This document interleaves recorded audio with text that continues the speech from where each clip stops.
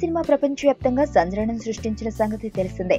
అదే తరహాలో megastar Chiranjeevi 151 cinema Uyyalawada నరసింహారెడ్డిని తెరకెక్కించాలని ఆ చిత్ర నిర్మాతలు భావిస్తున్నారు.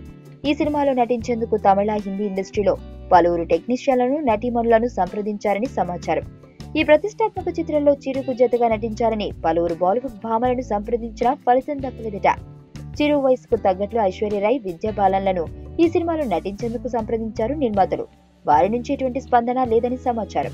తాజాగా ప్రియాంక చోప్రా, సోనాక్షి సిన్హాలను కలిశారని మీడియాలో వార్తలు గుర్తుపడుతున్నాయి. అయితే ప్రస్తుతం ప్రియాంక చోప్రా హాలీవుడ్ ప్రాజెక్టులతో బిజీగా ఉంది. ఆమె బాలీవుడ్ సినిమాలకు షెడ్యూల్ ఇవ్వడానికి సమయం చాలటం లేదట. గతంలో రజనీ సరసన లింగా చిత్రంలో సోనాక్షి నటించింది. ఆ సినిమా బాక్సాఫీస్ వద్ద బోతపడడంతో ఆమెకు పెద్దగా పేరు రాలేదు.